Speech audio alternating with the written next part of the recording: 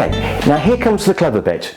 We need to start getting some pressure, some gases into the beer to be able to give it a bit of a head. And how we're going to do that? Well, the yeast has done its job. It's converted all the syrups and the sugars and everything else into alcohol. And what we're going to do is we're now going to trick the yeast. So what we will do is we'll transfer this into a pressure barrel, like so, or we can use bottles, and I'll run through both in a second. If we're transferring it into a pressure barrel, all we do is we take our priming sugar, which comes with the kit, we're going to cut the corner off, and we're going to add some hot water to it. 350 mils of hot water.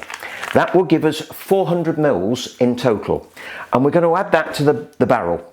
We're then going to transfer this into the barrel and we're going to seal it with our top.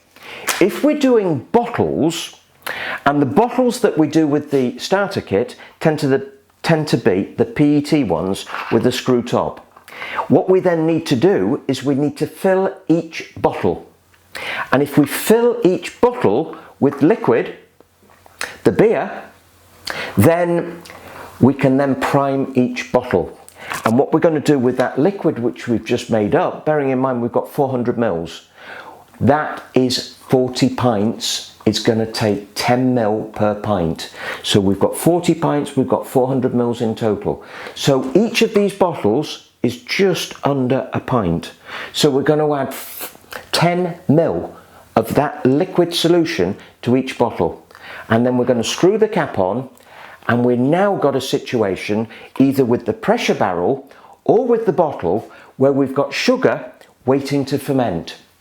And what we're going to do is we're going to leave either the bottles or the pressure barrel in a warm place for 5 days. The yeast will then convert that sugar to alcohol, and at the same time will give off CO2. And it's the CO2 which gives us the pressure in the beer to be able to use that pressure to our advantage. So when we switch the tap on, we've got a nice head. Now what I would suggest you do again is have a look at some of the videos that we've got on bottling beer and barreling beer. But on the bottles, as I said, we've got the 500 ml PET bottles. We've also got 500 ml Grolsch style bottles with a flip top lid. We've also got Grolsch style bottles in 500 brown, 750 clear and 750 brown. These have, as I say, the flip top lids, and these are designed to hold the pressure. So that flips down and that's your beer. Now unfortunately with glass we're struggling to send that out by carrier, so that tends to be only shop type products. And the final one we've got is the 500 ml, which again takes a crown cap. So you've got the options on your bottles. When you're bottling, one of the real advantages we've got is we've got a 20 ml syringe, and you can actually suck up the liquid. So you suck up 20 ml, put 10 ml in that bottle, 10 ml in that bottle. I have to say, when I'm doing it, it takes me no more than 2 or 3 minutes to do a 40 bottle batch. It really speeds up the process. So think about getting yourself a little syringe. It's really important, this part, because that 5 days of secondary fermentation gives us the pressure. If you put too much sugar in each bottle, then they're going to start looking a bit funny. With the pressure barrel, not so bad, because every one we sell has a safety valve, and the safety valve is designed to blow off at about 10 to 12 psi's. So if you've added too much sugar, you're not going to get an exploding barrel. So again, really quite important on that. As I say, worth looking at the guides about it. Now with the starter kits, the beer starter kits, you're also going to get an option with the bucket of having a little bottler tap fitted. Now the little bottler is great for using bottles because it has a single tap and it makes it a lot easier.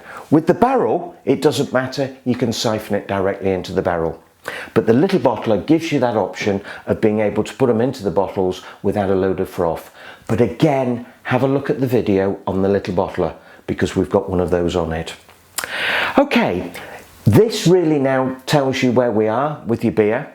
You've looked at the gravity on the beer. We've done a hydrometer reading at the end of the fermentation. We've made a note of that, and we can then work out our alcohol content. So start hydrometer reading, it's going to be around the 1040 with this particular kit. Finish, it's going to be around 1008, something like that. You're looking at roughly 32 points drop. Divide it by 7, you've got around 4% alcohol. So that's the sort of figure that you're looking for on these particular beers. Okay, that's great.